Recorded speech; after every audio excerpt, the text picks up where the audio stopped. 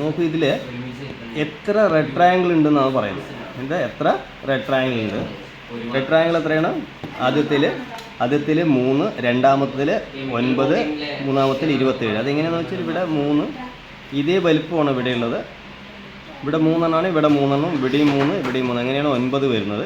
അടുത്ത് ഇതൊന്ന് എണ്ണി നോക്കിയാൽ മതി. ഇതിൽ എത്രയാണ്? 9 എണ്ണം ഉണ്ട്. അങ്ങനെ 3 എണ്ണം ഉണ്ട്. അതുകൊണ്ട് 3 × 9 27 എന്ന് വരും കേട്ടോ. ഇതിൻ്റെ അൽജിബ്ര ഫോം ലാസ്റ്റായിട്ട് പറയുന്നുണ്ട്, പക്ഷെ ഞാൻ ഇവിടെ തന്നെ എഴുതാം, കാരണം സൗകര്യമാണ്. ഇത് 3, 9, 27 എന്നാണ്. ഇത് 3ൻ്റെ പവറുകളാണ്. 3ൻ്റെ പവർ 3, അടുത്ത് 3 × 3, അടുത്ത് 3 × 3 × 3 ആണ്. അപ്പോൾ അതിനെ 3n എഴുതാം. അടുത്തത് taking the area of the original triangle with a 1, compute the area of the small triangle in each picture.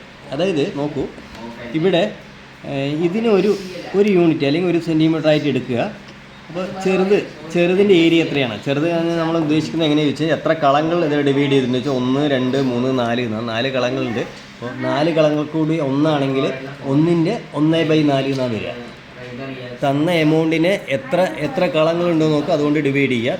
ഇവിടെ അതേപോലെ ഇവിടെ 4 കളങ്ങളുണ്ട്, ഇവിടെയും 4 കളങ്ങളുണ്ട്, ഇവിടെയും 4 കളങ്ങളുണ്ട്, ഇവിടെയും 4 കളങ്ങൾ വരയ്ക്കാം. അപ്പം അങ്ങനെയാണെങ്കിൽ ഒരു കളത്തിൻ്റെ പറഞ്ഞാൽ 1/16 വരും.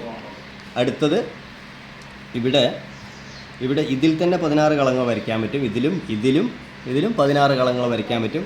ടോട്ടൽ പറഞ്ഞാൽ 64 ഉണ്ട്. അപ്പോൾ 1ൻ്റെ പറഞ്ഞാൽ 1/64. ഇതാണ് അതിൻ്റെ 1/4, 1/16, 1/64. അൽജിബ്ര ഫോം പറഞ്ഞാൽ മുകളിൽ 1 ആണ്, അതങ്ങനെ എഴുതിയാൽ മതി.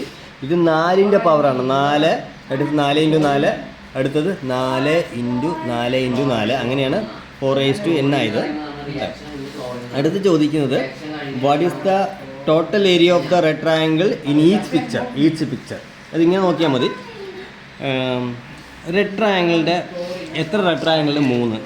1ൻ്റെ ഏരിയ എന്ന് പറയുമ്പോൾ 1/4. അതും കൂടെ മൾട്ടിപ്ലൈ ചെയ്യുക. അതുപോലെ തന്നെ ഈ 9 × 1/16 മൾട്ടിപ്ലൈ ചെയ്യുക. ഇതും ഇങ്ങോട്ട് മൾട്ടിപ്ലൈ ചെയ്യുമ്പോൾ നമുക്കിത് ഇങ്ങനെ കിട്ടും കേട്ടോ. അതിൻ്റെ അൽജിബ്ര ഫോം എന്ന് പറയുന്നത് മുകളിൽ 3ൻ്റെ പവറാണ്, താഴെ 4ൻ്റെ പവറാണ്. 3n / 4n എഴുതാം. പക്ഷെ അതിനെ കോമൺ ആയിട്ട് ഇങ്ങനെയും എഴുതാൻ പറ്റും.